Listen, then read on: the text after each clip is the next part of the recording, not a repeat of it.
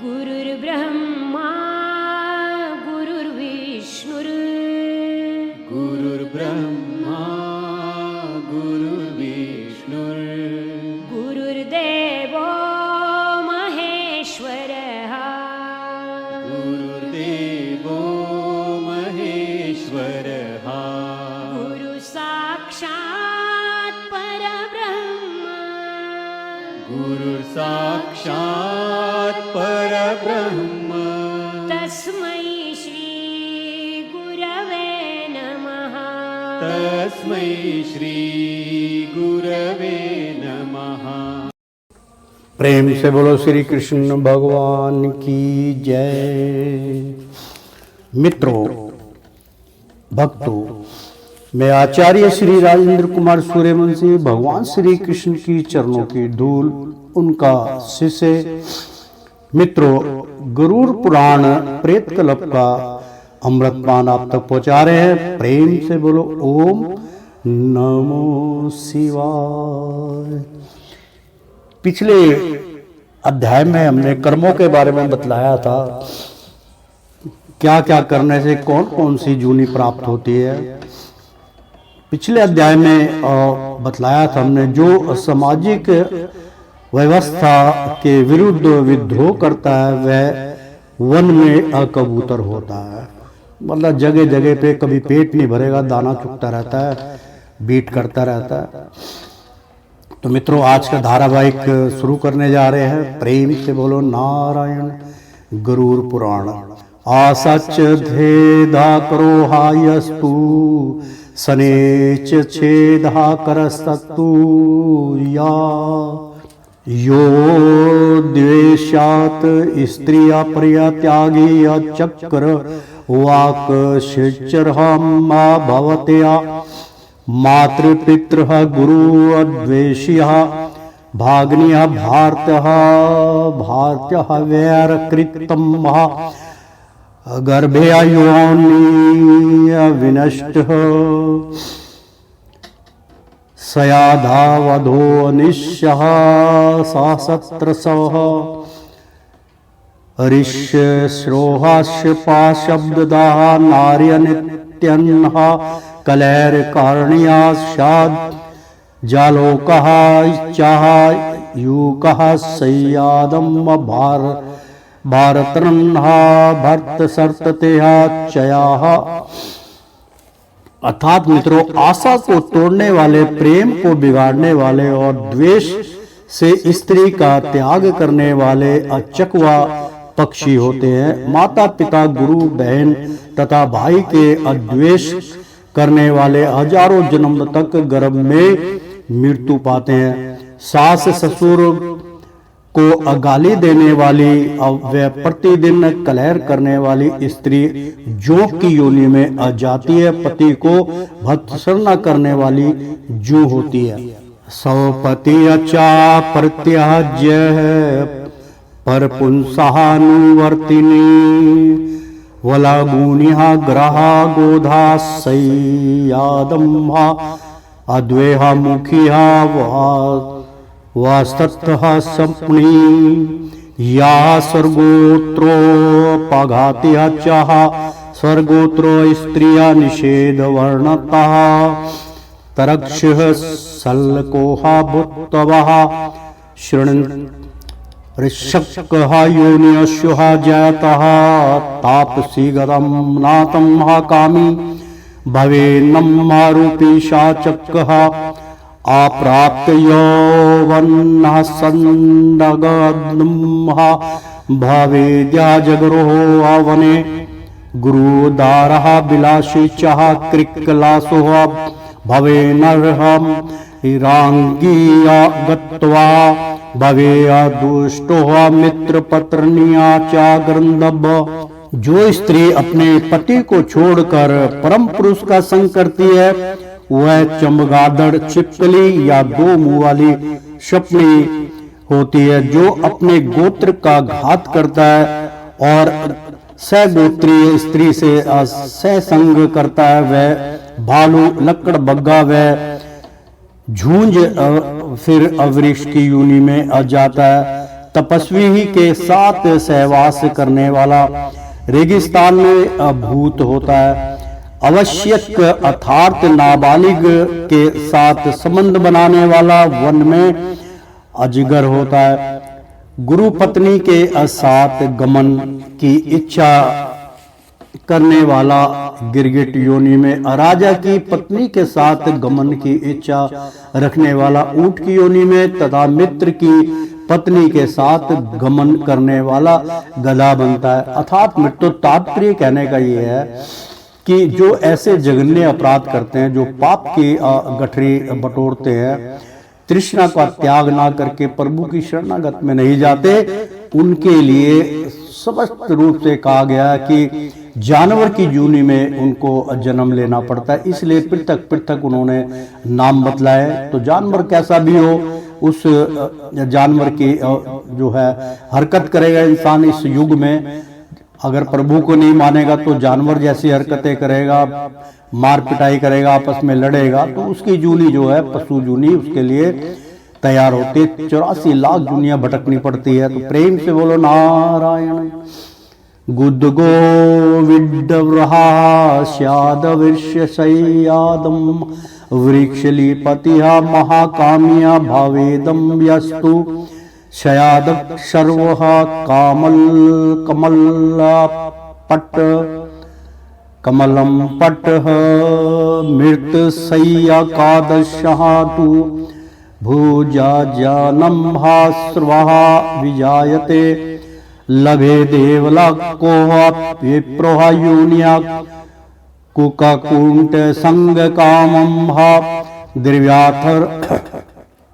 द्रव्यार्थ देवता पूजा अय्या करोति दिव्यजाधम सहावय देवल्लको नाम हव्य कव्येशुहा गाहिंत्रम। लैंगिक व्यक्ति मल मूत्र खाने वाला सुअर होता है।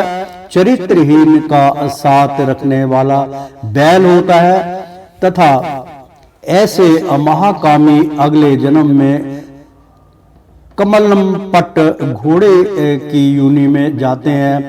वे अमृतक के आसोच वाले घर पर एकादश तक भोजन करता है। वह कुत्ते की योनि में जाता है।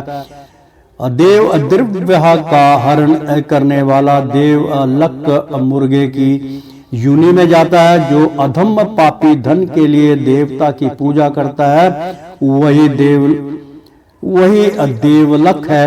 वह हव्य अर्थात देव कार्य व अपितृ जाति कार्यों के अयोग्य नहीं है। महापातक जान घोरन कानम प्राप्य दारुणान कर्मक्षेयः प्रजायन्ते महापातकिन्नः स्थितवः खरोष्ट्रः महर्षिणः हि ब्रह्मा योनिः मृच्छति वृक्क शर्वग्न शृंगलानः सुरापः यान्त्यः योनिषु कृमि कीट पतन्तवः स्वर्णः स्थिते समापानुयातम तीर्णगुल्लम लाहता तत्वम चह क्रमशोहा गुरुतल्पगमम। महापापी लोग स्वयं द्वारा किए गए पापों के फलस्वरूप घोर नरकों में जाकर अपने कर्मों के फलों का स्वयं ही भोग करके इस मृत्यु लोक में उत्पन्न होते हैं। मानव हत्या करने वाले नरक में दुख भोग कर मृत्यु लोक में गधा, ऊंट, भैंस आदि की योनि में उत्पन्न होते हैं। नशेड़ी मनुष्य, अब भेड़िया, कुत्ता, सियार आदि योनि में उत्पन्न होते हैं। सोने की चोरी करने वाला कृमि, कीड़े, मकोड़ों की योनि में उत्पन्न होता है। और गुरु पत्नी के साथ गमन करने वाला तृण, गुलम एवं लता आदि की योनि में जन्म लेता है। प्रस्यः योषिं तम हरत्वः न्यासः फरहारेण च ब्रह्मा संहरणाः चैवं जायते ब्रह्म राक्षस ब्रह्म संहरणयानं मुक्तं दहत्यः शपतपनं महाकुलं बलात्कारिणं महाचोयणं दहत्यः चन्द्रतारकं लोहचूर्णः शम्मचूर्णय चाविश्यं चा अज्जर ये नर ब्राह्मः शवः तिरुषुः लोकेशुः का पुमात्रजुहरार्यस्यतिः। पर स्त्री का हरण करने वाला अन्यास अर्थात सामाजिक धरोहर हड़पने वाला और सज्जन के धन का हरण करने वाला नरक के दुखों को भोगकर ब्रह्म राक्षस की योनि में आ जाता है।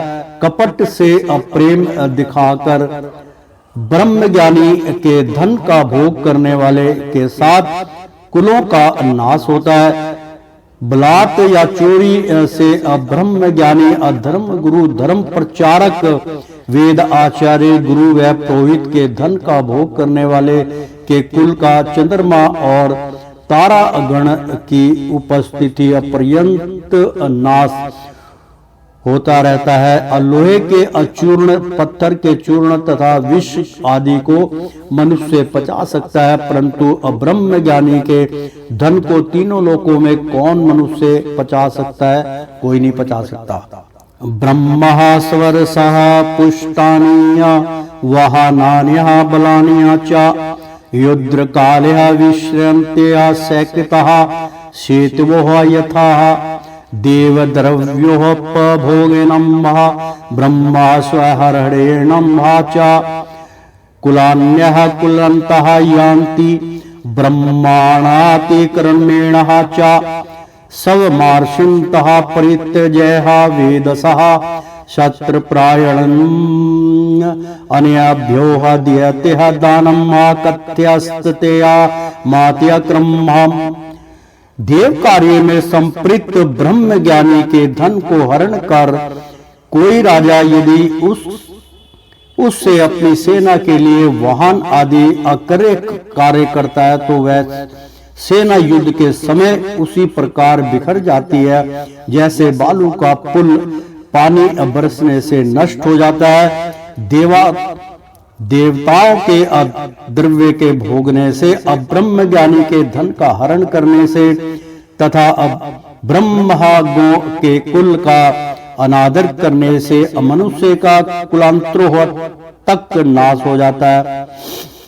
अपने आश्रित वेद शास्त्रों के अज्ञाता ब्राह्मण को छोड़कर दूसरे ब्राह्मण को दान कर देना अतिक्रमण उल्लंघन है। अपूर जन्म कीर्तातन्ह पुण्यादः यल्लबन्धः बहुवत् चासलप्कम् नाह दत्तः दिव्यज मुख्याभया परोपकीर्त्यः तथा रारटीति यः धन्यः तस्यः कोहमया भर्तः भविष्याति यदन्नस्तः मितया सूर्येनादन्तः धन्यमार्थ्यनानं महाना जाने तस्यः दद्ध वित्यः प्रातः कस्यः भविष्यति तदिदंस्यः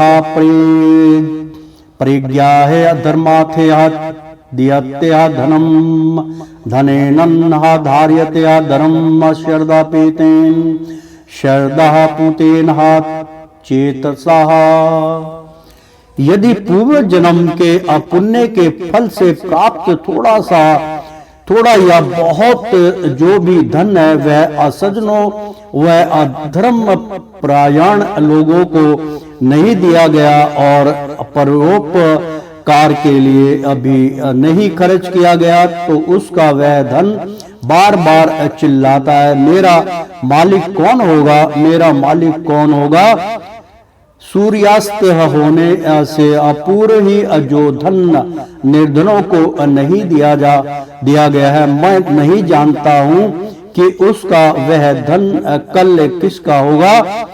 इस बात को जान कर ही अधर्म के लिए धन दिया जाता है। श्रद्धा सहित शुद्ध धन से और श्रद्धा सहित शुद्ध मन से भी धर्म पारित होता है। सव्याह मेव चायोह दत्तवाह सवैह मेवः पाकर्षति शाह पाप्य नरंकम याति यावदाह भूत्या संप्लवम् शरदा वीरहितोः धर्मोः न्यास्य मूत्रः च तत्फलम् धर्माचरः च जायते हार्तो धर्मात्मः धर्मात् कामश्यप्यजते धर्म एवास्य पावर्ग्यः तस्मादम् धर्मम् समाचरेतम् शरदयः आशाध्यातेः धर्मोः भव्या नातरास्य भी। अपने द्वारा दिए गए दान का स्वयं हरण करने वाला पापी मनुष्य महाप्रलय तक नरक में जाता है। जो श्रद्धा रहित धर्म है वह इस लोक और परलोक में कहीं भी सफल नहीं होता। धर्म से ही अर्थ धन उत्पन्न होता है और धर्म से ही काम सुख भी उत्पन्न होता है। धर्म मोक्ष के लिए भी होता है, इसलिए मनुष्य धर्म करे। धर्म श्रद्धा से सिद्ध होता है, केवल बड़ी धन राशियों से नहीं प्राप्त होता। अकंचन्नाः ह्यमुन्यः शर्द्यः वन्तुः द्रुमः गता अशर्द्यः हून्तम् दतन्ः तपत्तः कीर्तम् चाहायतः आसीदित्योच्यते पाक्षिण्यः प्रेत्यः चिह्नः तत्फलम् एवम् दुष्कर्म कर्तारोः भुक्तवः निर्यायत्नानं महाजनतया पापशेषणं प्रोक्तः सवेतासु योनिषु ततो जन्म सहस्रेषु प्राप्यः तिर्यः कश्यरीतनामं दुःखान्या भारवनोः ध्रुवहादिन्या लभन्त्या तेया। धन से रहित होने पर भी उत्कृष्ट श्रद्धा से युक्त मुनि लोग स्वर्ग गए।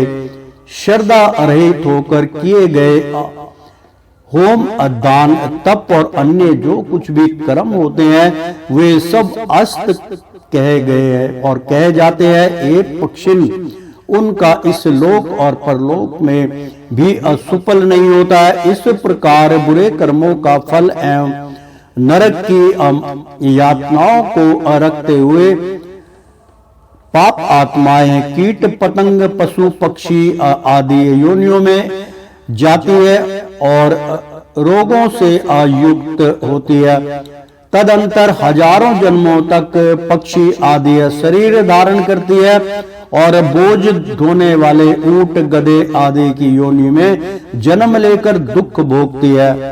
पक्षी दुखन्हा ततोहा भुक्तवः विरिष्ट शीतः तपोहा द्रवयम् महामानुषम् लभते पश्चात् समिया भूतेः सुभाष्य सुव्या स्त्रिय पुंसोषः तुहा प्रसंगेन भूत्वः गर्भया कर्मादाशो गर्भ दिमरणान्तम् च प्राप्यः दुःखः प्रियेत पुण्यम् समुत्तपः तिर्विनाशच्रमयते जायते स्वरदेहनामम् एवं पर्वतीर्थम् चक्रम् भूतग्राम्या चतुर्वेद्रया। पक्षी योनि में वे पापी वर्षा शीत गर्मी आदि दुख भोग कर जब शुभ व अशुभ कर्म समाप्त हो जाते हैं तो वे अनंत मनुष्य योनि में जन्म लेते हैं। स्त्री पुरुष के प्रसंग से गर्भ में प्राप्त हो और गर्भ के दुख आदि से मरणों पर्यंत दुखों को अभोग कर वह पुण्य मर जाता है। सवेदज पसीने से पैदा होने वाले, उद्रबीज भूमि से पैदा होने वाले, अखंडज अंडे से पैदा होने वाले और जरायुज गर्भ से पैदा होने वाले, इन चारों प्रकार के शरीरधारियों के रूप में पापी व्यक्ति कर्म गति के चलते लगातार जन्म मरण के चक्र में घूमते रहते हैं। इस संसार चक्र की प्रवृत्ति ऐसी ही है। प्रेम से बोलो नारायण। घटी यंत्रम तथा मत्र्यः ब्रह्मन्त्यः मम माया भूमोह कदाचिन्नरकेया कर्म पाशस्य मार्वता आदत्त दान चच्चा भवेद्या दरिद्रो दरिद्र भावा चच्चा करोत्या पापम महापाप प्रभावा नर नर के अप्रयाति। बहुत सुंदर है मित्रों। पाप प्रभावन नर के अप्रयाति पुण्य दरिद्र पुण्यरेव अपापी अवश्यमेव भोक्तव्यं कीर्तिः कर्म शुभम ना भुवंक्तः क्षियत्यः कर्म कल्प कोटि शैतर्यापि। हे गरुड़, जिस प्रकार घड़ी की सुई घूमती है वैसे ही सभी प्राणी कर्मों के सूत्र से बंधे हुए मेरी माया द्वारा भ्रमण करते रहते हैं, कभी भूमि पर तो कभी नरक में। यह कूर चक्र ऐसा ही है जैसा दान ना करने से दरिद्रता होती है। दरिद्रता के चलते पाप कर्म करना पड़ता है और पाप के कारण मनुष्य पुण्य नरक में जाता है और फिर नरक से आकर दरिद्र होकर पुण्य पाप करता है। हे गरुड़, अपने किए हुए शुभ कर्म अवश्य भोगने पड़ते। अनेक कल्पों के बीत जाने पर भी बिना भोगे कर्मों का नाश नहीं होता। अनादिया धिन्न दोहा अनादि निधनोह देव शंख चक्र गदाधर अक्षय पुंडरीकाक्ष प्रेत मोक्ष प्रदो भाव। गरुड़ पुराण श्राव द्वारा हिंदी टीका का 5वां अध्याय संपन्न हुआ, समाप्त होता है। अथे 6वां अध्याय प्रारंभ करने जा रहे हैं। 6वां अध्याय शुरू होता है मित्रों। गर्भ धारण, गर्भ में जीव की संरचना, गर्भ काल में क्रम से जीवांगों का विकास, गर्भ की पीड़ा, मनुष्य के दुष्कर्मों का फल। बहुत सुंदर अध्याय मित्रों। 6वां अध्याय हम प्रारंभ करने जा रहे हैं। गरुड़ उवाच कथ्य अमुत पदतिया मातु अजरठरया नरकागतः गर्भादीदु अखायद्या भूंडकतेः जन्मेह कत्यः केशवा। विष्णु अर्वाच स्त्रिया पुंसो शतुः प्रसंगडेनः निर्वदे निरुअद्येदेहा शुक्र शोणते यथा संह्या जयतेः मर्त्यास्तथा वक्ष्यहम्भ्यहन्नतवः स्वर्गाच्चः नरकात् यतायक्तः स्त्रीणः गर्भेय भवेत्ययप्यः नाभ्यः भूत्य सच्यवमत् तस एव यातिः विद्यद्रण्यः हि तत्तुः। बहुत सुंदर प्रसंग गरुड़ जी ने बतलाया। गरुड़ जी बोले, पहले उन्होंने संस्कृत में उच्चारण किया, अब हिंदी में उसका तात्पर्य बतला रहे हैं। तो अर्थात हे भगवान, गरुड़ बोले, हे भगवान, नरक से आया जीव माता के गर्भ में कैसे उत्पन्न होता है, उस गर्भ में वह कैसे दुखों को भोगता है, यह सब मुझसे कहने की कृपा कीजिए। भगवान बोले, हे गरुड़, स्त्री और पुरुष के संगम से गर्भ धारण होता है। जीव जिस प्रकार से जन्म लेता है वह सब मैं तुम्हें अब बताता हूँ। सुनो, जब पाप या पुण्य का भोग समाप्त होता है अर्थात स्वर्ग नरक भोग के पश्चात प्राणी स्त्री के गर्भ में आता है, तब वह नाभि भूते बीज द्रिया रूपेण उत्पन्न होता है। एवं गत्वा हंसंढा ख्यायातः योन्यस्तः कर्म भूर्यप्यः मनुष्यन्यः दुर्लभः लब्धवः कदाचित् दैवयोगं योगतः मनुष्यन्यः समासाद्यं स्वर्गमोक्षकसाधकं तयोर्नाशाद्ययेदेकं तेन सच्चतमः वंचितो ध्रुवम्। असंख्य योनियों में और कर्म भूमियों में जाकर कदाचित देव योग से दुर्लभ मनुष्य तत्व को पाकर महापुरुषों की कृपा से तथा हरि को जानकर वह संसार से मोक्ष प्राप्ति हेतु कर्म करता है, जो अप्राणीय स्वर्ग और मोक्ष का एकमात्र साधन मनुष्य तव को पाकर भी स्वर्ग और मोक्ष में से एक को भी सिद्ध नहीं करता, वह अवश्य अपने को वंचित रखता है। कलल्लन तवे कार्त्रेण पंचरात्रेण बुद्ध बुद्ध हम्मा दासाहेन तु करकंदुः वेश्यकंडहम्मवा तत्ताप्रम मासेन तु शिरोः द्वारभ्यः ब्राह्मण दगन्न विग्रह नखलोमास्थित चर्माणिया लिंगा चिच्छित द्रोद्रन्नवास्त्रेतंभिया। बहुत सुंदर है मित्रों, एक बार दोहरा दूं मैं इसको। नखलोमा स्थ चमराणी लिंगम छिद्र द्रोन्द्र वास्त्रित्राभि चतुर्भेदात्रवः सप्त पंचभिया चतुर्दुहा द्रवः क्षण विज्रायुणः वित्तः कुचोः भर्यान् भर्मायत्यः दक्षिणः। अर्थात मेरे को बहुत सुंदर श्लोक था, ध्यान से सुनिएगा। इस प्रकार स्त्री के गर्भ में जीव प्रथम रात्रि में कलल के समान, अब 5 रात्रि में बुधे के समान यानी कि बुलबुला बन जाता है। अब बुलबुले के समान गोल होता है, जैसे पानी में बुलबुला होता है इस प्रकार से गोल होता है।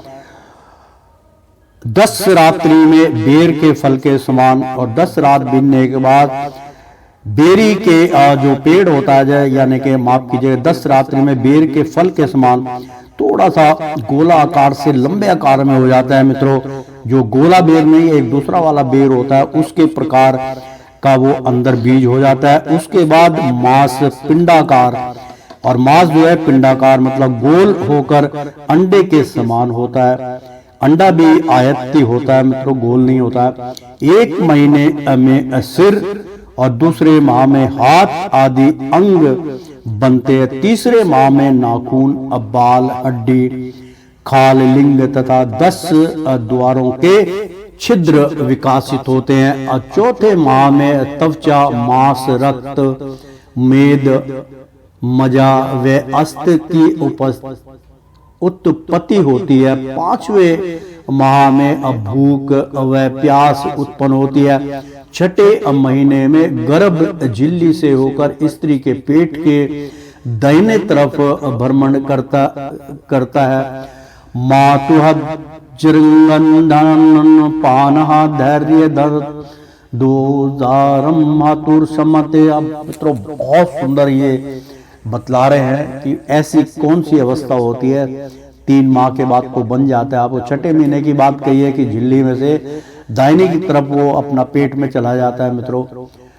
मातु जगध्रानन्ह पानः धैर्य धनद्रोह तुरः सम्मते सेतेः विषमूत्रयो ग्रन्थेः सह जन्तुः जनन्तुः संभवे किर्मेभिः छत् संवाड्रङ्गः सौकुमार्यातः प्रत्यक्षणं मुक्षारः मापनोः ता गुरु ता यूरुः कलेशा शत्रः तरात्यः।